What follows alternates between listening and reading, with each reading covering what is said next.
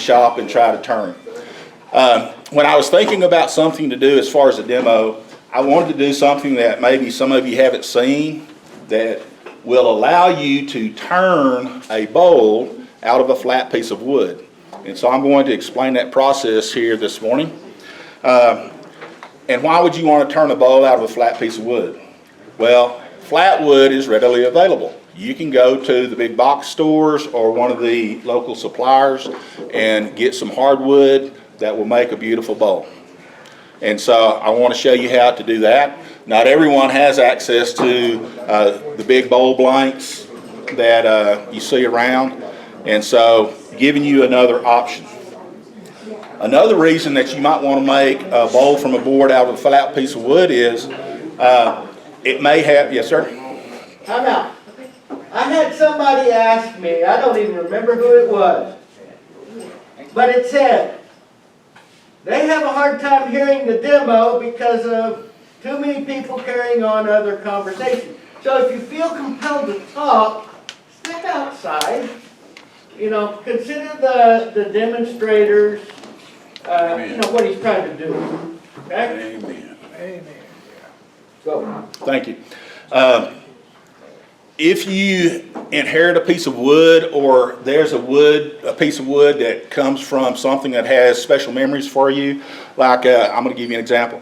I built my daughter a baby bed 40 years ago, and it has served all of the grandkids and some nephews and nieces and all, but it's in my garage now, and we don't anticipate using it again. And so I've got some beautiful oak that I need to do something with. Well, I could disassemble that and make a bowl from a board. You may have some kind of keepsake piece of wood that you would like to do something with other than a pin or something small. You can do that using this method. So let me kind of go through the process. First of all, you can use some really unique wood. I was over at Bryce's. Jim Bob unloaded this piece of wood, handed it to me and said, do something with that. And Jim Bob, I don't know what I did to make you mad, but I did accept it, and challenge accepted. I tried to make something out of it. But this piece of wood was about another 11 inches longer when I got it. I cut a disc out of it. Then I put it in a mold, cast the green resin, and put it in my pressure pot. So when it came out of the pressure pot, it was a flat disc like this right here. So the green resin filled all the holes that it could get to, even under a pressure. But when I started cutting my rings, it exposed some holes that I did not know were there. And so I came back and used a contrasting color. That's the blue. That was the second cast. And then after that, as I've turned it and sanded it, I've exposed more holes, and I've had to fill it again. So it's been filled 3 times. I only put it in the pressure pot the first time. I'm using a different kind of epoxy with the blue. When I was finished sanding it, I exposed some more holes. And so I really need to go back and fill it one more time and then gently sand it, because chestnut is so soft that it's going to expose something that we don't know is there. So I need to be really careful with that. But if you pick this one up and looked at it, that's why it still has a tenon on it and a glue block, because I'm going to put it back on the lathe and try to finish it out. Otherwise, you know, there wasn't going to be a whole lot that I could do with this piece of wood. Still have some left, so I'm going to do something creative out of it. Don't know what just yet. Would you mind explaining just a second the pressure pot? What does a pressure pot do to a piece of wood whereby you want to invest in that? Okay, well, first of all, you probably wouldn't use it unless you're casting resin. A pressure pot and a vacuum chamber are 2 different things, and they're used for different purposes. Pen blanks, for example, if you had a real open grain pen blank and you wanted to put it under pressure, then, or excuse me, under vacuum, you could put resin in it. Cactus juice is what most of us use, and it'll absorb in there because the vacuum is sucking the air out of the wood, and it fills with the liquid that's in there. And once it's filled, then you take that, you heat it, kind of cook it in, it cures, and it'll get almost rock solid. It's really good for punky wood and things like that. Spalted wood is typically punky, but it makes beautiful pins and small projects, and so that's why you'd use a vacuum chamber. A pressure pot is primarily for filling voids. And so if you got some waste wood or burl or something that you want to cast resin in and fill voids, then a pressure pot is almost essential. You see people pouring resin tables and things like that. Obviously you can't put that in a pressure pot. What you'll see them come back and do is use some kind of heat source to burst the bubbles.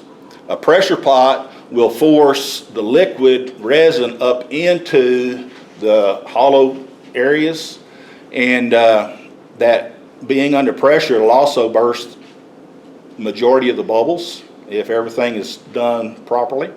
And then when you take it out, it's cured, you can turn a really nice piece of wood out of it or project. So in a nutshell, that's what we're talking about.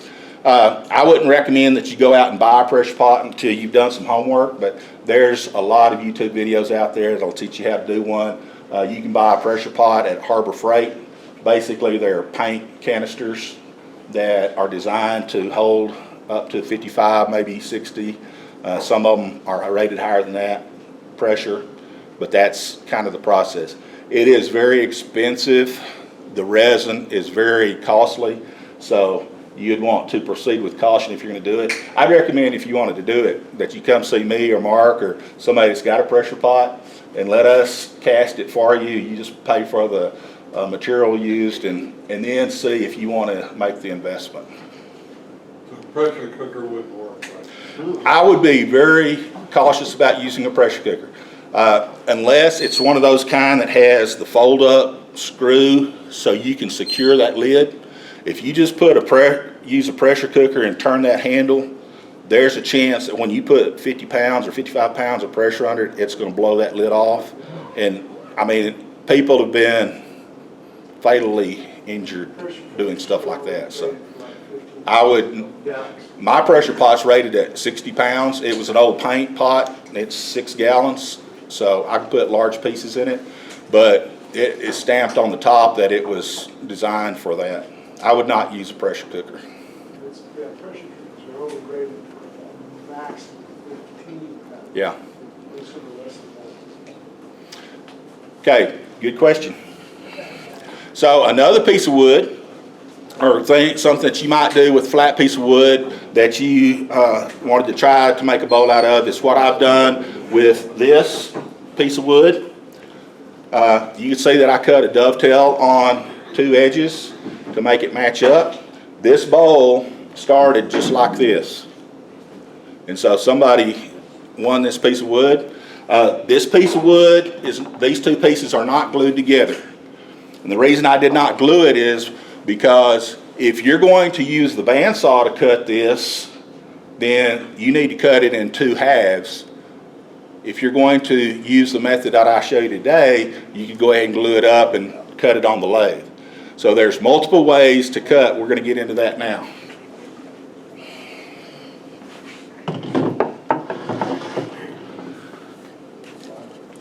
So when you go to YouTube, which is what I would recommend that you do, use as a resource, I've got a note page that I typed up, and I'm going to send this to Michael, and he's going to send it out to everybody on the member list, and it'll also be posted to the website, so you can go back and look at it.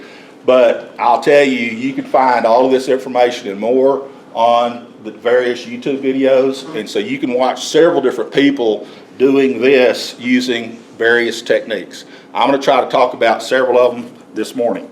The first is, once you've picked out your wood that you're going to use, you determine what kind of cut you're going to make. The most common is bandsaw. One of the nice things about the bandsaw is that there's very little waste because it's a thin curve. The challenge is you have to tilt your bandsaw table to an angle. And most of ours are going to have a maximum angle of 45 degrees, but that's enough to make a good cut for a bowl like this. So you can do it two different methods on the bandsaw. If you can imagine that this piece of wood right here, if I could pull this piece of maple off, then I would draw my rings the size I wanted to cut them on here with a compass. I'd take these two pieces apart, tilt my blade to my table on my bandsaw at 45 degrees. Starting on the outside ring, I'd start cutting these out. So I'd have maybe 4 or 5 half rings. Do the same thing with the piece of walnut. And then you come back and match up like size rings and glue them together. So now I have 4 or 5 full rings glued up. At that point you can run them through a surface sander if you have one. It's not required. You'd want to then stack those back together and glue them up. So this bowl that I've got right here was done using that method. This one was cut on a bandsaw.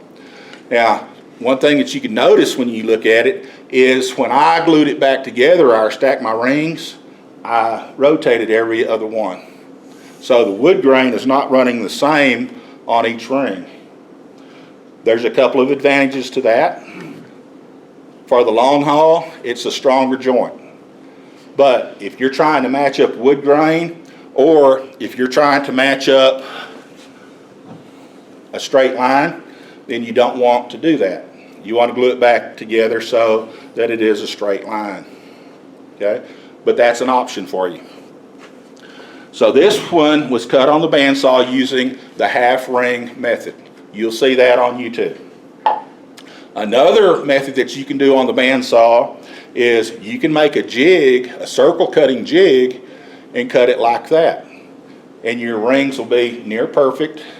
The problem with doing it that way is you have to cut through the edge of the wall of the ring. If you do that, you want to make sure that you cut it with the grain so that when you enter the piece of wood with the bandsaw blade, you're cutting with the grain. You rotate this on your bandsaw till you cut the full ring, and then you back up and slide it through that curve, set it aside, and you can make multiple cuts like that. When you're done, you come back and you put glue in that curve, put a squeeze clamp on it, let it set up for 10 minutes, and then you can go ahead and stack your rings to make the bowl. Okay?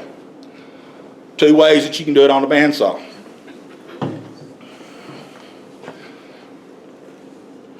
This bowl right here, yes sir? It can also be done on the scroll saw. Very good. You can do it on a scroll saw, and some of us have a scroll saw, maybe don't have a bandsaw. So to prove Jim Bob's point, this was done on the scroll saw. So let me tell you what I did.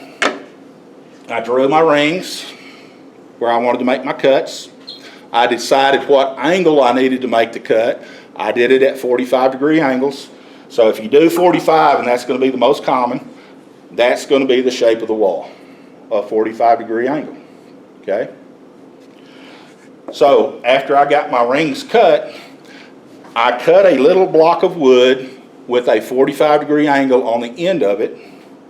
I selected a real tiny drill bit that my scroll saw blade would barely fit through. I laid it on here at that angle, and I used my hand drill using that guide block to determine the angle, and I started drilling holes in there every half inch or whatever the diameter or whatever distance I needed to cut. Let me go ahead and cover that real quick. When you're talking about cutting your rings, I'm going to recommend that you measure the thickness of your wood with a caliper, or tape measure works fine. Do not cut your rings thinner than the thickness of the piece of wood. If it's at a 45 and you try to stack it, it'll line up perfect.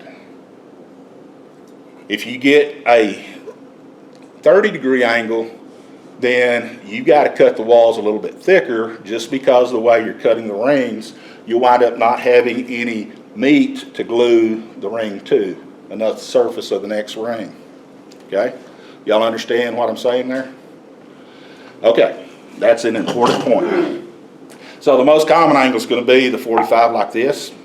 So what I did then is I loosened my scroll saw blade, fed it through there. My table's already tilted at a 45-degree angle, and I just rotated it, made the cut, kept doing that. Once I got all my rings cut, then I just stacked them in reverse order, and that's what you get. Okay? And you could do the half ring method on the scroll saw as well. There would be, I mean, that'd be the same process you'd use on the bandsaw. There are several people now on YouTube that are using the method that I'm going to demonstrate today, and that is cutting it while it's mounted on the lathe. Now, if you got a big lathe like this one, it has enough torque that it can handle a big blank like this.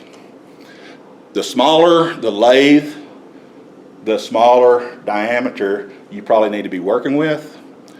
I would not recommend trying to get thinner than 3/4 of an inch on your piece of wood. If you decide to use this method and you want to turn one just to kind of see how it's going to work out, 2 recommendations. Number 1 is use a piece of wood that is user-friendly. This is a piece of maple. I thought this would be pretty user-friendly, so this is my second piece of maple. I turned one that I was going to demonstrate with today, and then when I started truing it up, I was going, this is challenging. I was getting all kind of tear out on it. The end grains on this piece of wood just had a real issue tearing it out.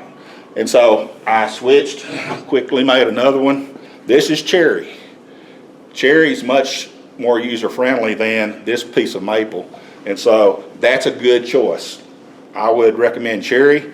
Another good choice would be mahogany. If you can find it, this is mahogany. Mahogany is a relatively soft wood. It's considered a hardwood, but the texture or the density of the wood is fairly soft. It's very user-friendly, cuts really easy, and it's also beautiful.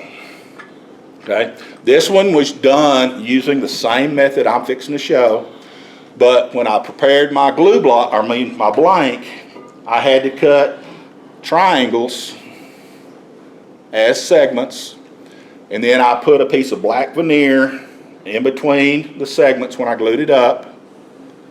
It was still flat. I sanded it down good and smooth, and then I glued a piece of veneer on the back side of it.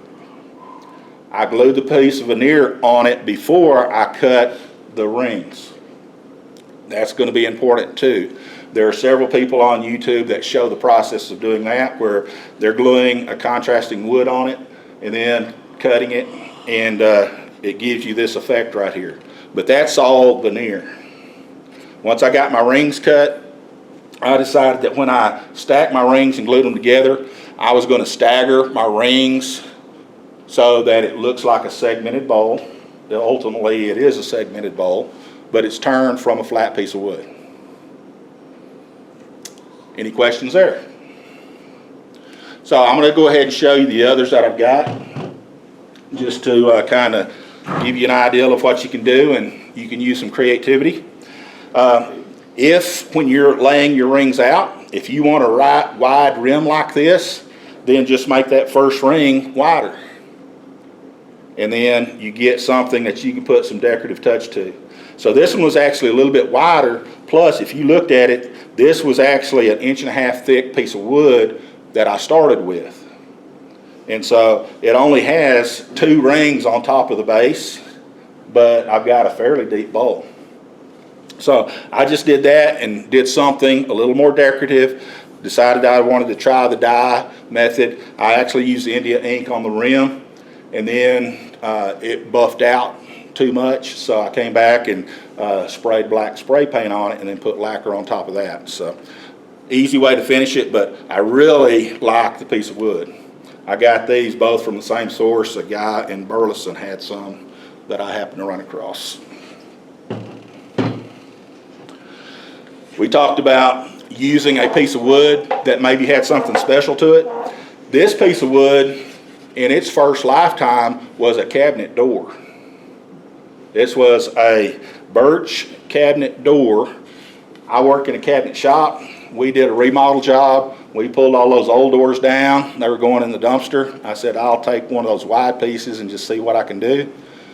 And lo and behold, I got a bowl out of it. If you look, there's a glue joint right there. That was from the original cabinet maker. They glued it up like that. I did not do that glue joint, but it gives it some character. Now I decided to do something decorative on the back side. So Craft Supply sells a paint that comes out. You put it as a top coat, and they have multiple colors. I thought I'd give it a try. It does kind of give a neat, appealing effect to it. Scott, is that the crackle? It's not crackle. It's one of the professional turners, and I apologize, I forget his name, but he's developed that line of paint. It sprays out kind of like silly string. It's kind of that consistency that it sprays out. But it's a little bit of a wide pattern, and so you can get too much on there in a hurry. I did put a white undercoat as the base.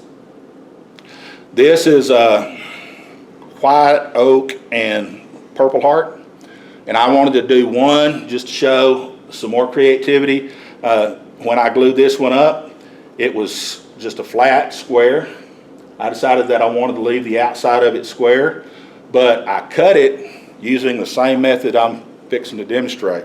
So if you looked at it closely, you can count. It's got 3 rings cut in it that were stacked back together. One of the things that I'll just let you know from a learning experience, if you have to stack straight lines back together, it's a little bit of a challenge.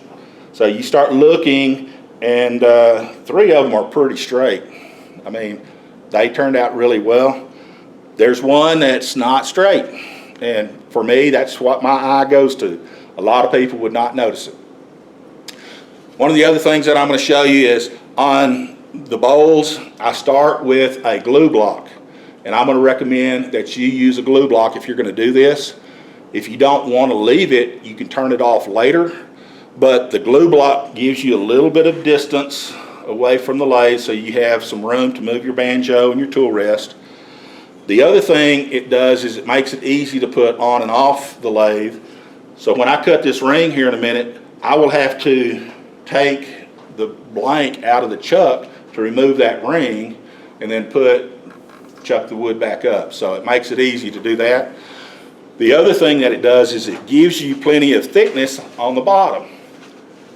So if this starts as a 3/4 inch thick piece of wood and I turn into that bottom ring, I can go through the bottom real quick, and these don't, I mean, it'd make a good funnel, but you don't want to do that if you put a lot of effort into your piece of wood.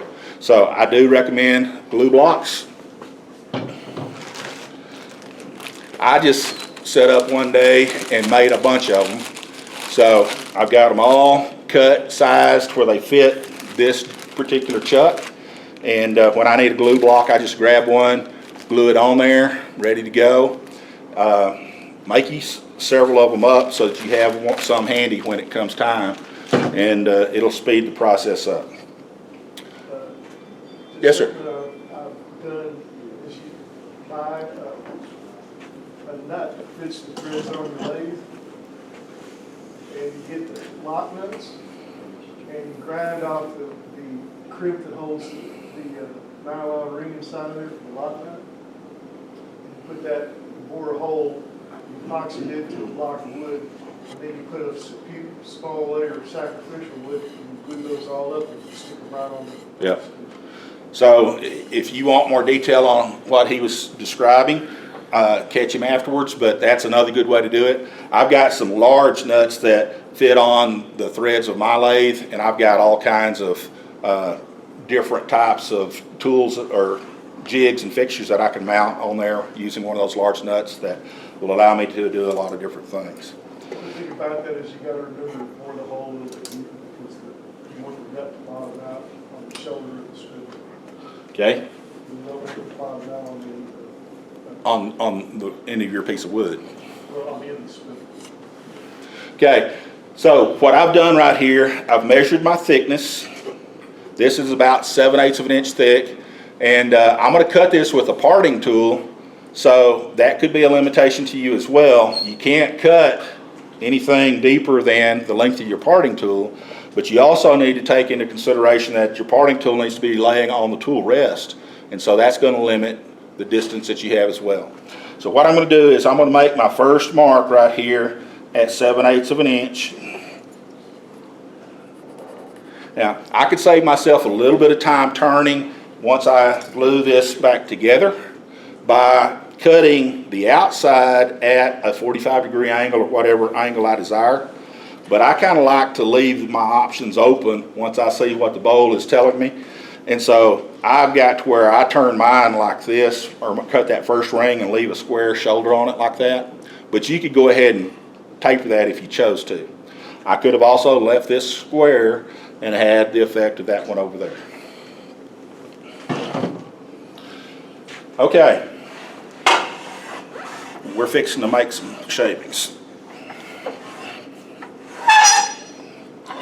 I brought this tool rest with me. It's a little bit flatter. It's designed for, you can put it in and go into a bowl or a box, something like that. But it also has a pivot pin in it. It can be removed, but it allows you to turn into a bowl and pivot your tool on that to help a little bit with some leverage. I like the flat tool rest on it when I lay my my parting tool on it. It gives me a little surface right there to ride it on. I went ahead and put a piece of tape on it and marked a 45-degree angle. That's what I'm going to make my first cut. Some of these bowls that are shallower are cut at a different angle.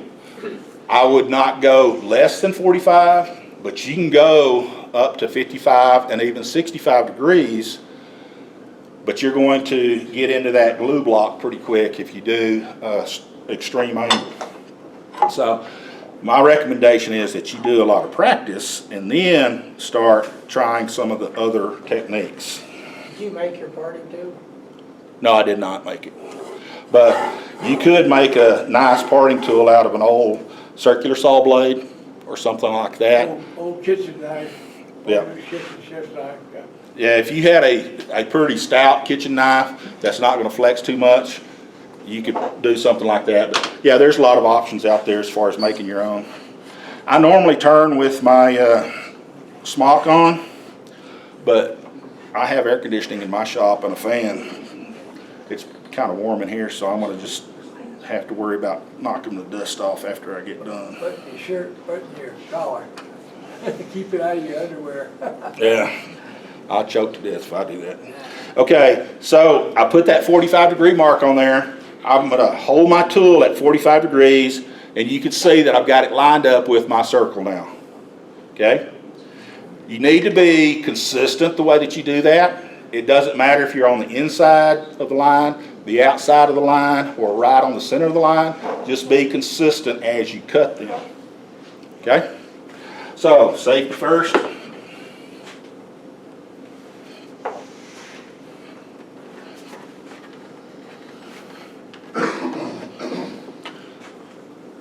I do both the glasses and the face shield. And again, what I'm going to do is I'm going to start cutting right here.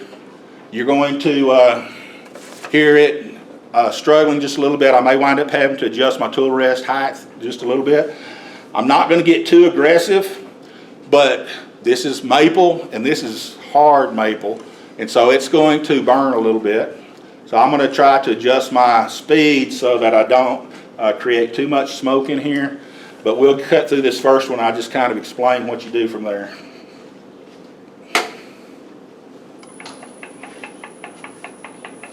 Okay, I'm going to start at about 700 RPMs and just see how well it's cutting.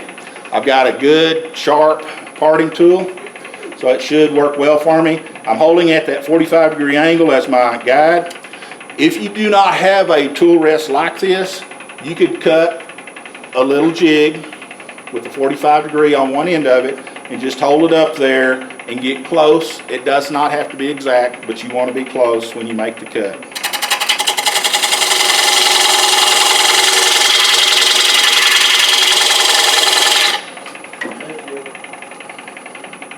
That's a good idea, isn't it?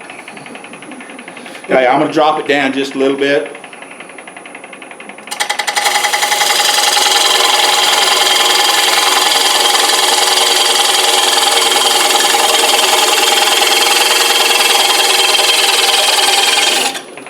And that dust is getting hot.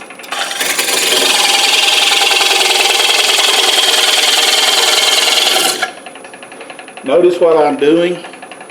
When I pull the tool out, I'm rotating it, flipping it over, so I keep a sharp edge on there as best I possibly can.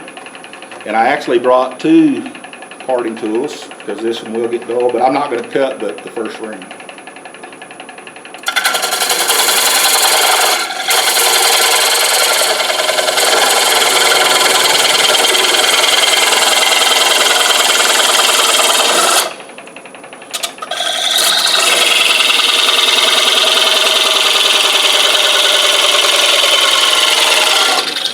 Okay, y'all hear it's starting to sing a little bit different. That means that I'm about to go through. You can see on the back side that I'm about to go through it. That piece of wood right there is going to fall onto the shaft and it's going to start spinning. And so as soon as I cut through, I want to reach over and turn the machine off. On mine, I have an alternate off button right here, so it's a lot easier for me to get to.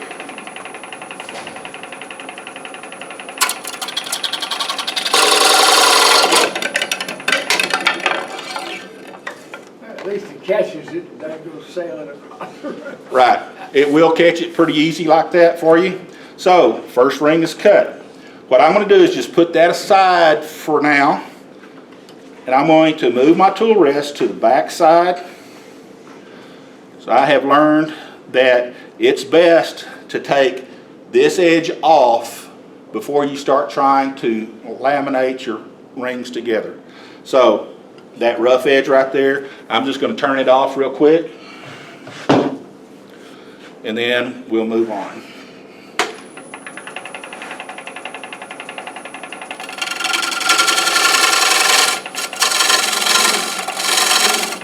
And that's really all I need to do.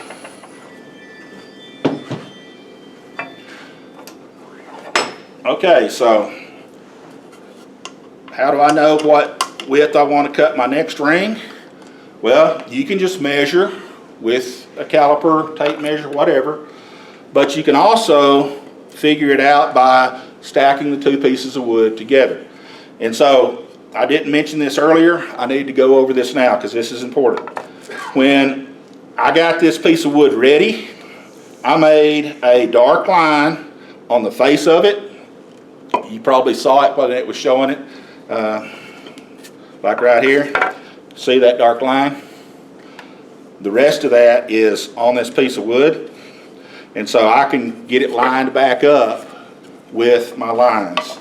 So this is how it was cut right there.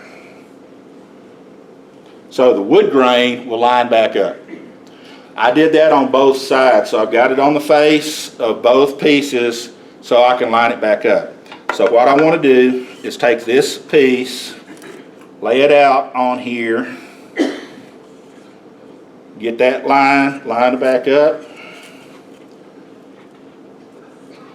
and try to get it as centered as I possibly can. I'm holding it centered, and all I need is a mark. Then I can put this back on the lathe, get set up, and make the cut the second ring. And so it's just repeat that until you've cut the number of rings that you want. Questions with that? So I'm gonna make sure it's lined back up. I'm gonna spread glue on the back of this. I'm gonna glue it together. It works great if you have some jumbo jaws or something like that, that you can center the pieces of wood up as you glue them. If not, then you just need some weight. You can stack it back up with the glue on it. Actually, right. And then put some kind of weight on it until it tacks up good, and you can keep stacking them up until you've got it glued up. Allow plenty of time for it to set and cure properly. And when you're done, you're going to have a blank that looks like this. So this is the one that we're going to turn. So like that board you had on there, how many rings would you have cut out of that? I would probably get 4 rings. Well, let me rephrase, 3 rings plus the base. Okay. And that depends on whether or not you want it to be a deep bowl or, you know, a salad type bowl, something that you're gonna, you know, this one right here, I only cut 2 rings out of it. So it's got the base and then these 2 rings, but it's a shallower bowl. I actually cut this one at 55 and 65 degree angles. Again, if you're cutting 45, that's not I mean, it's a deep cut still. It's more than that 7/8 of an inch thickness. It's probably almost 1 1/4 inches that I had to make the cut. If I go to a 55 degree angle, then it's getting even longer to make that cut. So the wood's gonna get hotter, it's gonna smoke a lot more, and that's why you're gonna get some burn on it. That's just gonna happen, but you can turn that out. So this Cut one, all the rings before you glue it, or you? yes, cut them all before you glue it. And this one's yours, right? Okay. If you have questions about it, I'll be glad to answer those before you take it home. We have to wait till after the intermediate class before I'm ready to work it. All right.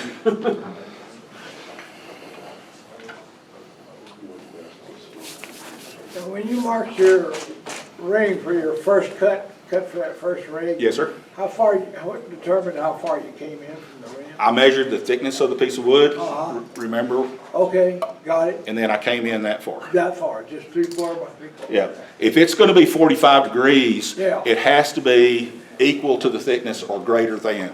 If you cut less, it's not gonna stack properly. Okay. Interesting. Fascinating. I changed my mind because this is making some fine dust up here that I don't want to wear home.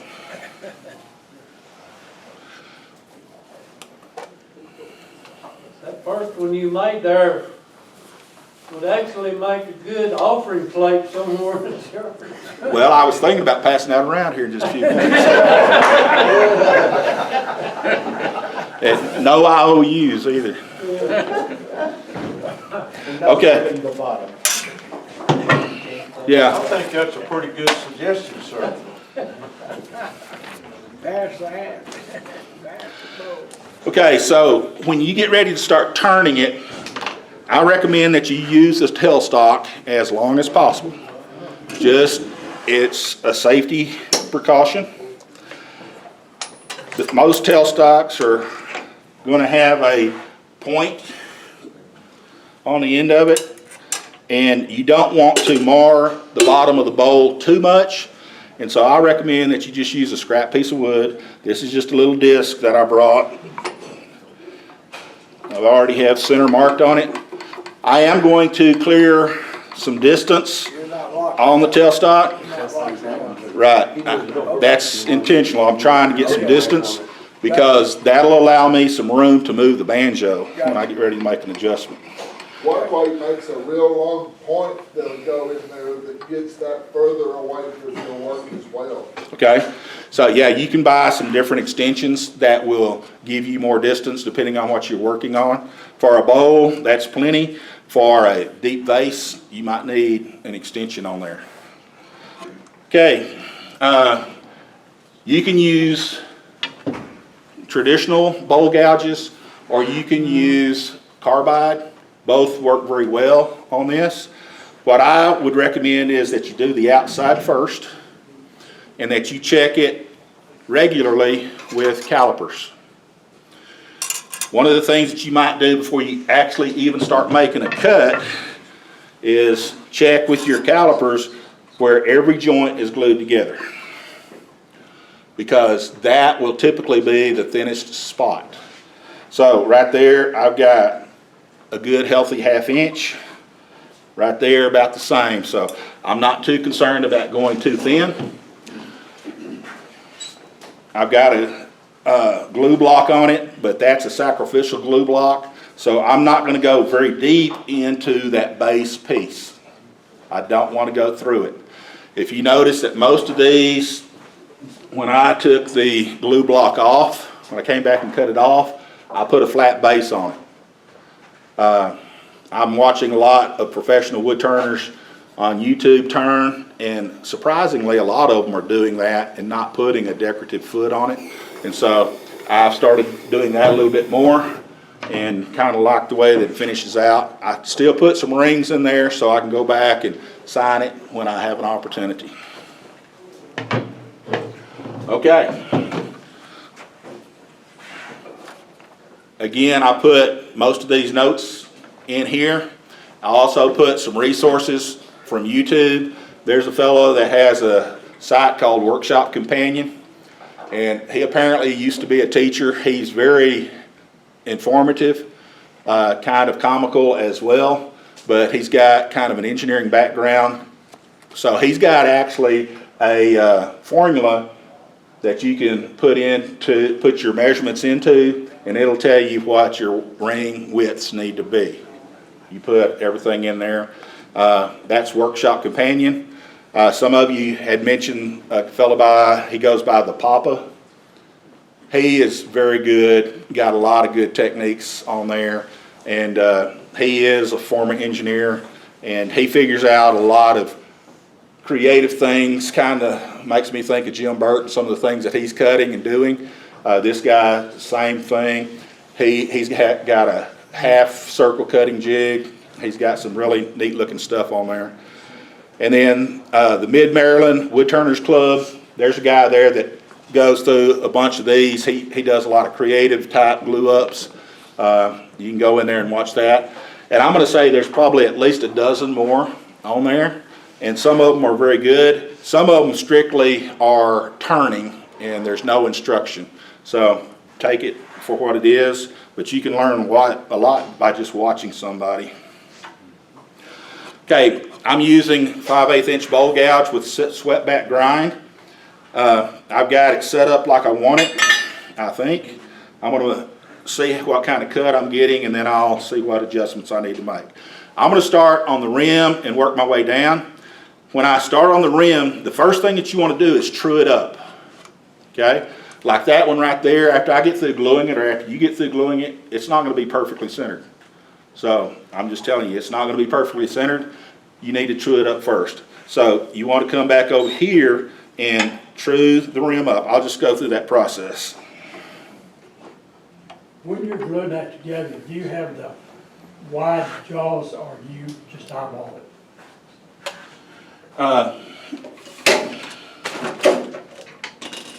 I use this if I can. Okay? Have y'all seen this?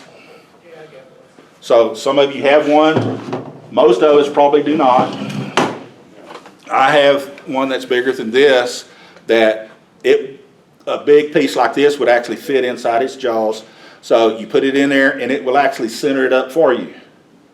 So when I press it against that piece of wood, it's going to be centered. So you would actually start with the smallest ring and work your way out, but it will center it for you or get it very close, and then you can use it as your clamp when you get them all glued on there. So give it each ring about 5 minutes to tack up, add the next one, add the next one. On the last one, clamp it down real good tight, go eat a sandwich, come back, it'll be set up, not ready to turn, but it'll be set up enough that you can take it out of the clamp. All right, Scott, show that. That has the means of fitting in the tail stop. Yes. Correct. And I'm gonna, if I get far enough along, I'm gonna turn the foot off and use it. But Jim Bob's point is, this one has a separate spindle on it. It does have a ball bearing. So the threads are the same. It's a 3/4 inch. It's a 1 inch thread, just like the smaller jet, the 1221s. It'll fit that. And yeah, but it's designed for the tailstock, and it's designed to rotate like this. Segmented turners use them all the time when they're making glue ups and gluing rings together. It works great for that purpose. But there's a lot of other things that it works well for too.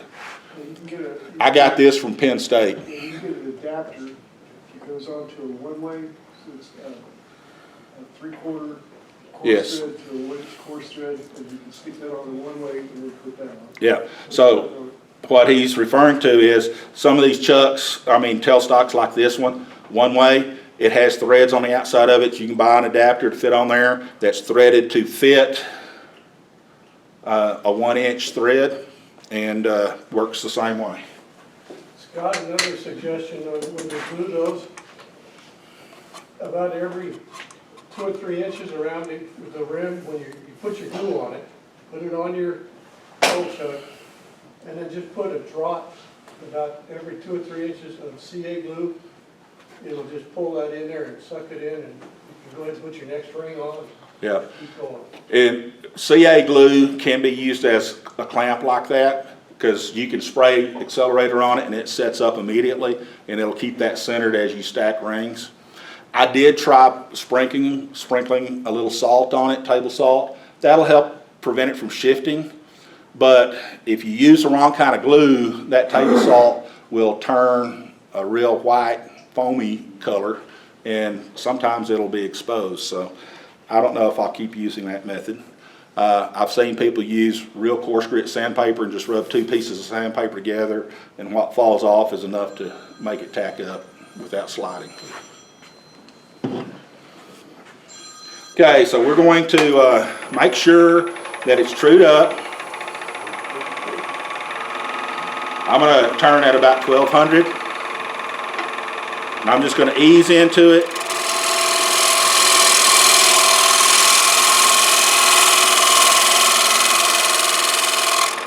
To make sure that it's good and true. I like to come back and just hit that corner very gently and take that sharp edge off of it. Spinning wood with a sharp edge will cut you, and you want to be careful about that. So I like to make sure, I've learned over the years that I don't want to bump my hand against it, my wrist, or anything else. So I've learned to do that.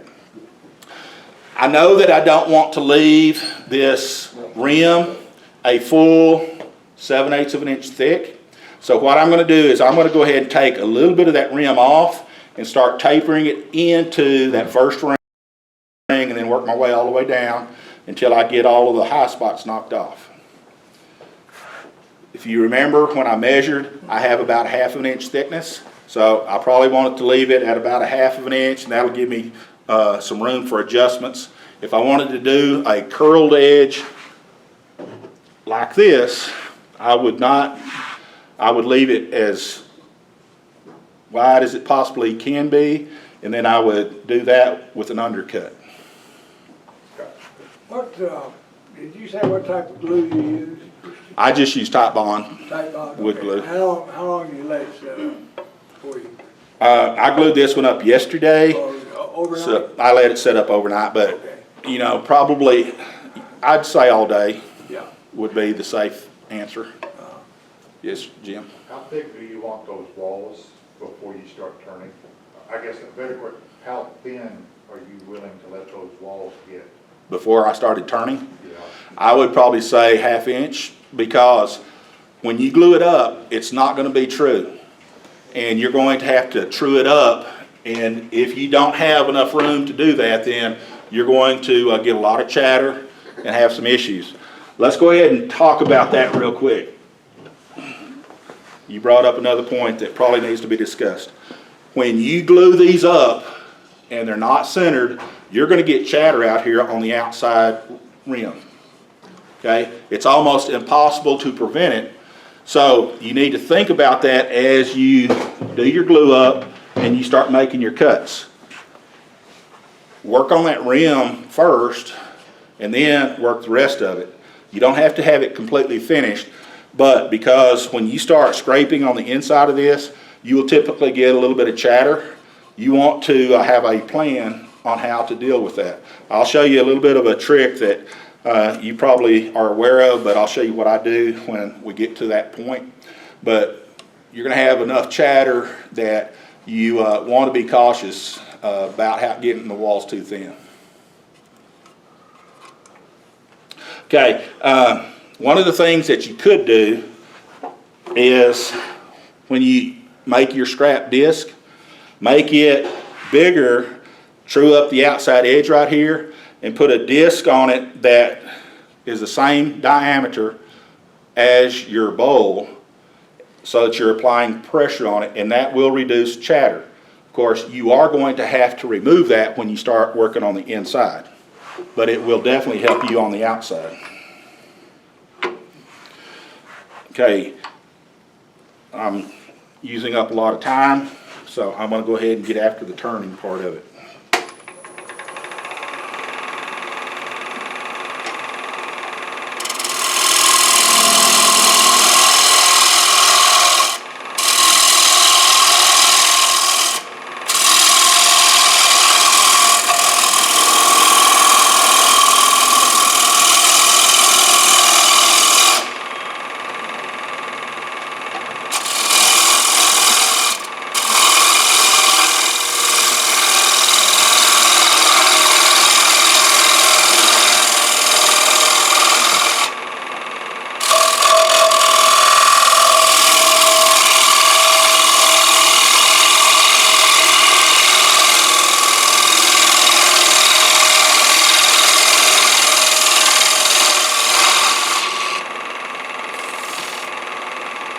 Okay, I could probably call that good right there. I'll come back and just scrape down it real quick. I'm probably not going to come back to the outside.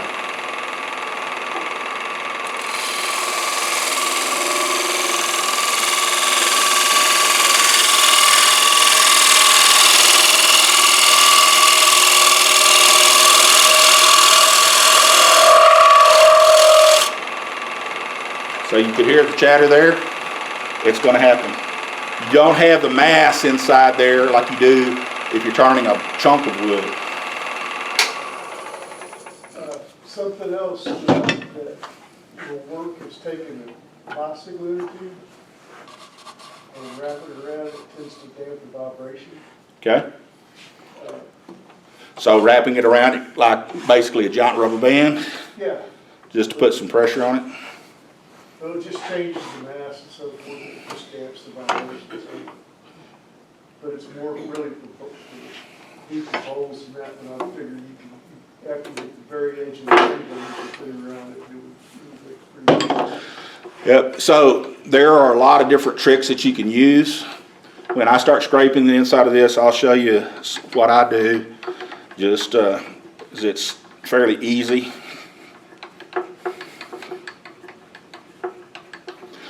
And what I'm doing now is I'm removing this live center down here with that point on it, so I do not get my elbow or wrist or anything else into it. I know you've been told that as a beginner, those of you that are. You won't do it more than once. And yeah, I've been there and done that, and I don't want to do it again.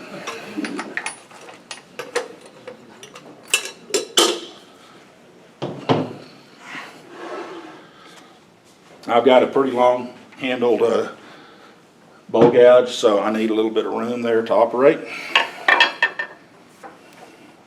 And I'm going to go ahead and set it up so I can go all the way to the bottom when I get there, when I get ready for that cut. Okay, so what I'm going to do here, I'm going to start with the rim, and then I'm going to work my way in and go all the way to the bottom. I'll come back out, I'll make that cut. I'll make several passes until I get this good and smooth. And I probably do need to check it with the calipers to see how much wood I removed. Down there, I've got a 1/2 inch still. Right here, I'm at about 1/4. Okay, so I don't want to take a whole lot off right there. 1/4's about the thinnest that it is. So I'm still in pretty good shape. Scott, that headstock's about that far from the end if you can slide it. I don't know Yeah. about that. They'll give you a little more room with, remove that. And this is nice on this lathe. It is, the headstock's adjustable, so it will slide down to the end. And I could, like you're saying, I could benefit by getting a little bit of room right there, but I'm gonna see if I can fly with this.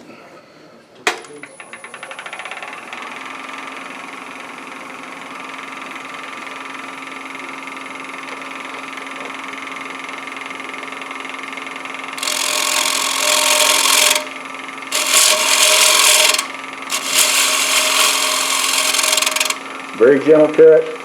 When I get ready to start cutting that wall, I'm going to ride my bevel, and then I want you to watch what I'm going to do with my right hand as I adjust until I start making a cut, and then I'm going to start feeding.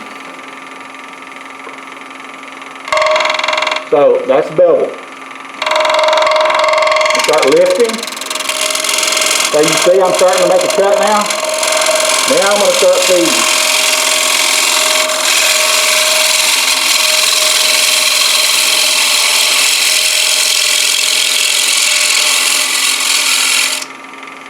Come back and repeat. The reason that I wanted to point that out is when you feed a gouge into a piece of wood, you can get a catch in a heartbeat. So if you're riding the bevel back here, not the cutting edge, you're not going to get a catch. I'm just going to ease up until I get the cutting edge making contact, and then I'm going to start making my feed. So riding bevel. Get that little whisk of wood.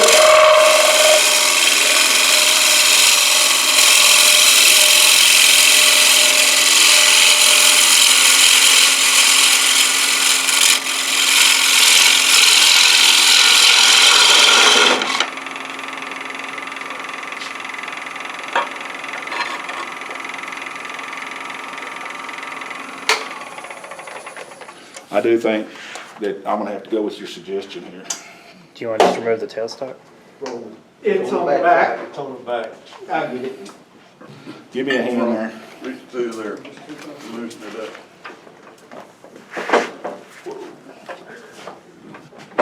Probably easier to stick the tailstock off. Yeah, don't take it off because I got to put it back on. I'll put it back on. Well, see, what you could also do is take it and stick it in back here. There you go.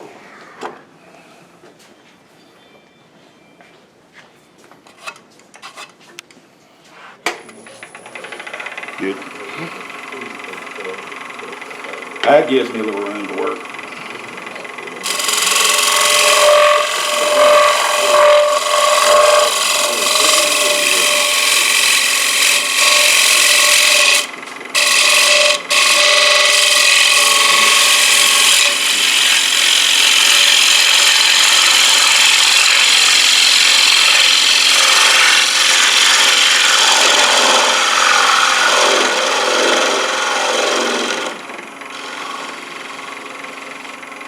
I want to make sure that I get that dimple out where my tailstock made that mark.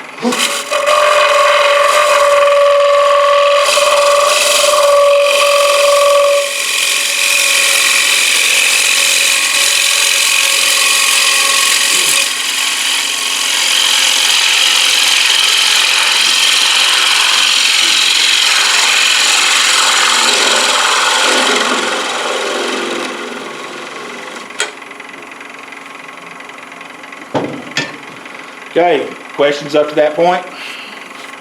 Okay, so what I'm going to do now is I'm going to start scraping, and I'm going to hit it real quick with the scraper. It's a pretty clean cut, but I do need to clean it up a little bit, and I'm going to get a lot of chatter out here. I can probably sand. Now I'm going to go ahead and take the thickness of my rim down just a little bit more before I do that.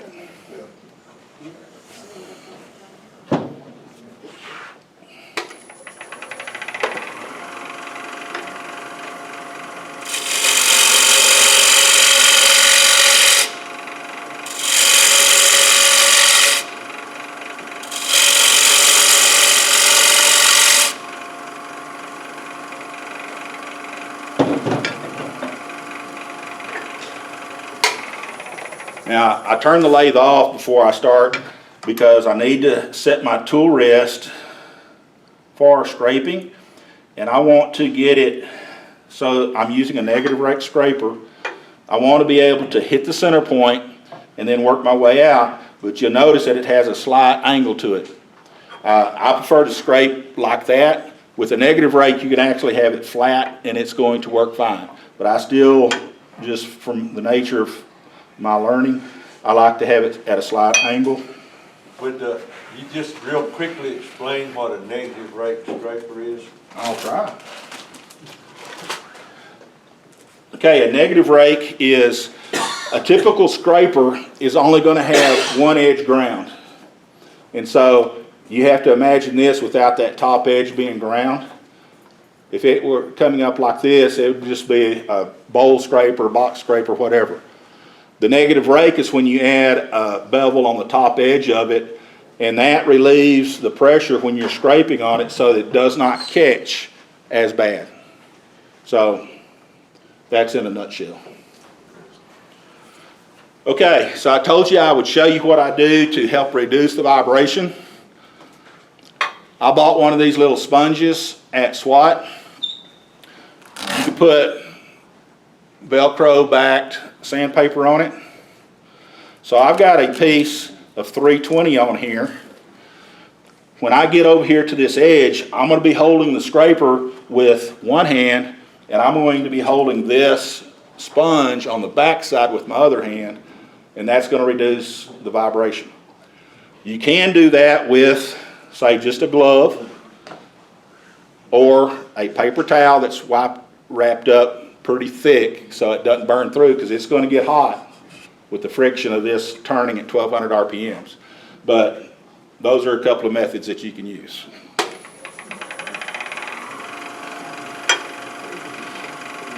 So you'll hear it start talking to me when I start getting close to that rim.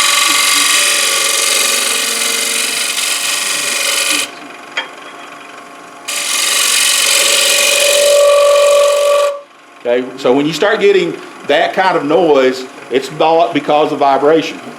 Okay, so I'm going to keep cleaning up the bottom and then work out there to that rim.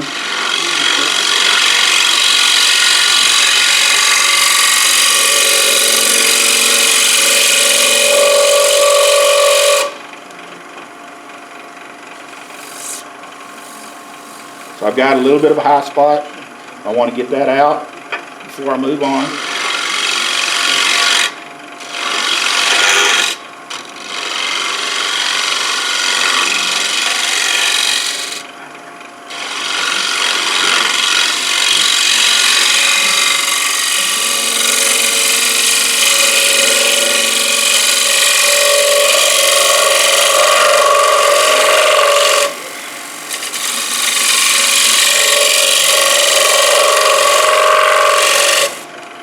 Okay, so you can see that it dampened the vibration. As long as I'm using, I don't want to put a coarse grit sandpaper on there and hold it back there, because I've just sanded a hole or a deep spot in there. So I like to use something 320 or higher, so I'm not going to mess it up too bad.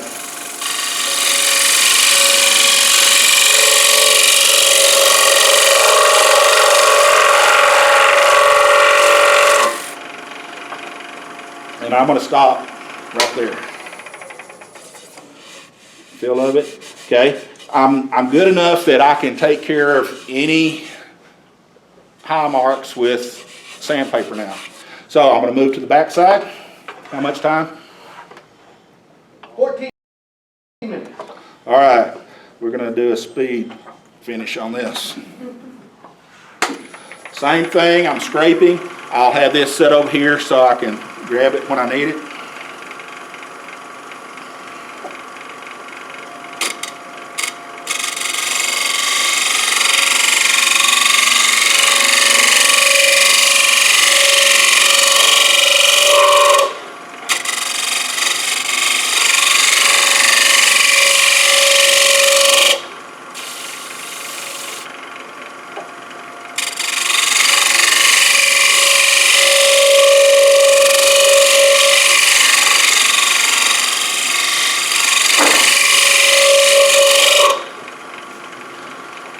This is a little bit harder for me to do left-handed.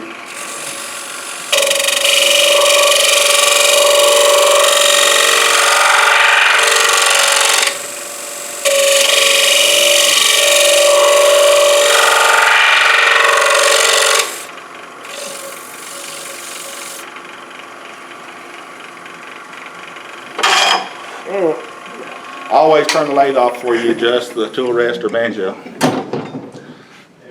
Well, it's an amazing piece of, it's like a big chunk of solid wood. Yeah, nice piece of cherry. You can see a little bit of a glue line in there, but.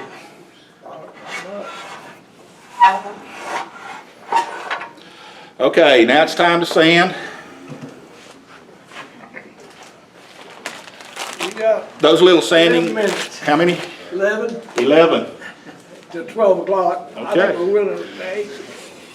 On a bowl, if it's big enough, I like to use these sanding discs. I like to start with a grit that's going to knock it down really quick and then sand out from there. You can find these on the internet. They work great to prevent getting hot. They also allow you to flex into the curves and all. So that's what I'm going to use for my sanding. I'm going to slow the speed down to about 500 and get after it.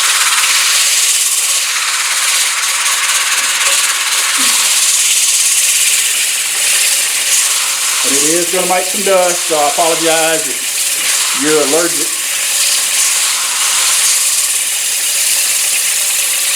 It is cherry, so it smells pretty good.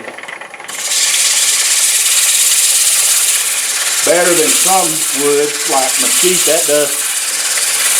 If I sanded like this with mesquite, I'd have a nosebleed within a couple hours. It just affects me that way.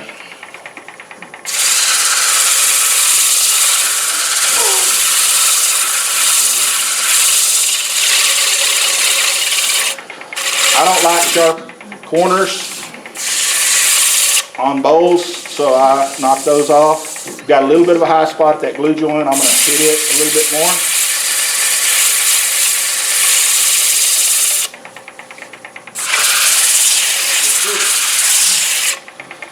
And then I'm going to go to the next grain. This was 80 grit. This is 120. I'm not going to reverse it because I did not lock my chuck on. Normally I would reverse my rotation and sand from the opposite direction. It helps lay the grain down a little bit better. But I didn't bring an Allen wrench to lock my chuck, so.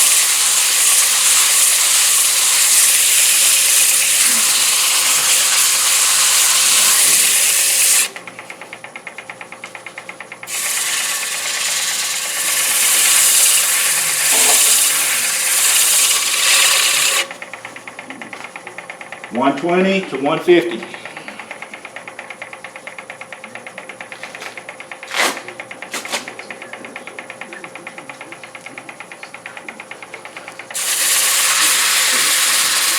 You only need to sand to the center. If you get past the center point, it's trying to twist on you, so you don't need to worry about that. You want to be careful with the bottom of the bowl, or you could sand a deep spot in it real quick. Especially with mechanical sanding devices, like I use a drill at the house. You can sand a deep spot in it really quick with that. So you have to learn what not to do.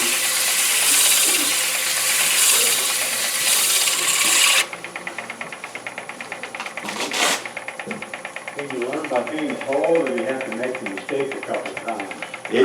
Well, it's a better reinforcer if you make the mistake.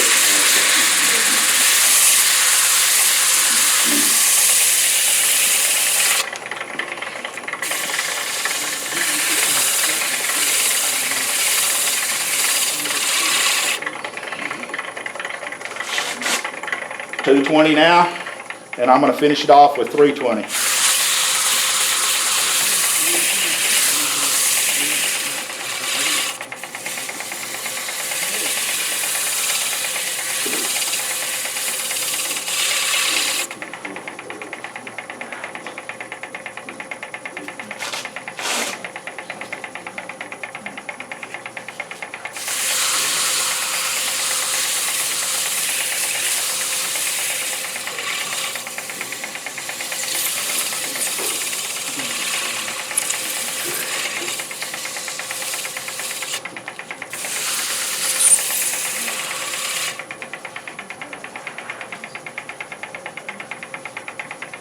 and you've all seen people sand, so I don't want to spend too much time on that. But the point that I would make with those sanding discs and cherry being a pretty easy wood to sand out and get to looking good, that's probably all it needs. And we'll knock out any scratches if there happens to be any with the next steps. Okay, what I'm doing now is just trying to remove as much dust as I possibly can. At home, I'd hit it with an air hose, blow all that dust off. I'd probably use some denatured alcohol, wipe it down. That helps remove any more dust. And then we're ready for our finish. What I'm going to be using on cherry, and I use this on maple, or not maple, but mesquite, is tongue oil. And my favorite is Minwax tongue oil. In reality, you need to allow it to set up. We don't have time for it to set up today, so I'm going to put it on and take it off pretty quick. How long do you typically leave it on before you take it off? I'm going to say that you need to probably wait about 20 minutes on that first coat. Depending on the atmosphere in your shop, you can tell it's going to get tacky. If it starts getting tacky, you waited too long. What you need to do there is put some fresh tongue oil on your rag and then remove the excess. That, when you put the fresh on there, it'll break that tacky stuff down. But if it gets gooey and all, you waited a little bit too long, but you can correct that. Okay? So you want it to penetrate really well, and tongue oil does a great job on finishing projects. What I like about it is, on a wood like this, cherry, it's going to penetrate really deep, and it's going to really give it a nice look.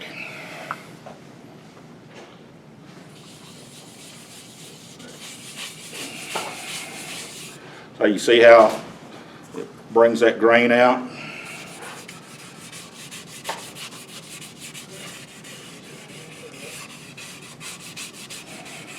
You do have some end grain on there, and you want to make sure that you get plenty of product on here so that it soaks into that end grain really well.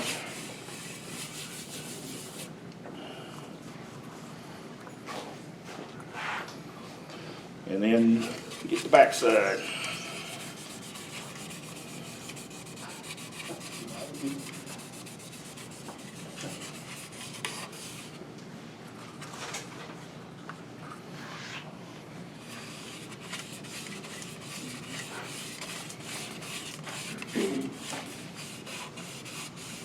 And it is drinking that Minwax up really well. So you always want to apply an oil finish very liberally so that it soaks into the wood. You want to basically give it as much as it can stand before you start wiping it off. And it'll be a better finish that way because it's actually drinking it. It's absorbing it into the wood grains, and that's going to give it a stronger protected finish. How many coats? Ideally, you could put about 3 coats on it. Today, 1. But between coats, let it set up and cure for a little bit based on the recommendations on the can. And then wipe that off and build up another coat. But 3 is typically really good. What I've learned to do on mesquite, on 3rd coat, is I will use wet dry sandpaper, like 1200 grit, and put it on there and then just sand it with the grain, and that will make it polish out like you wouldn't believe. So what I'm going to do now is I'm just going to take off the excess real quick, and I'm going to speed the lathe up a little bit so it'll generate a little bit of heat.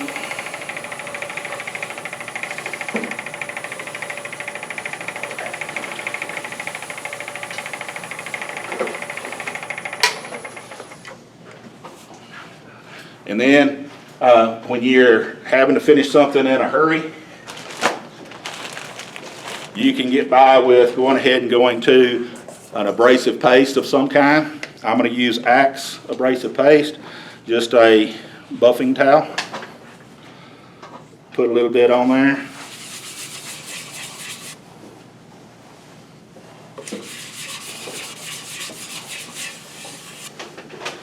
A little bit on the back side.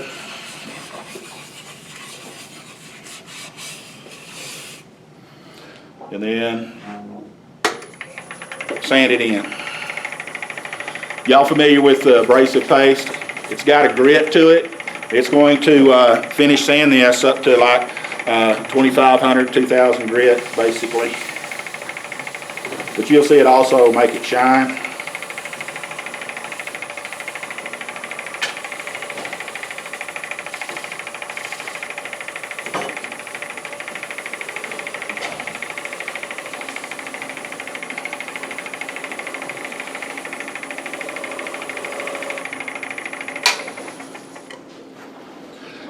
And to finish it off, you could actually use some of that polishing paste on top of that if you chose to.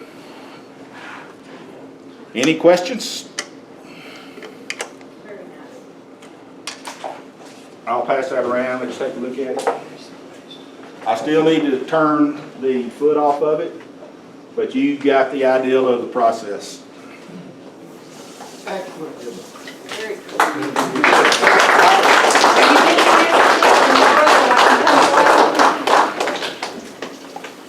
All right, thank y'all. Very nice. Very good.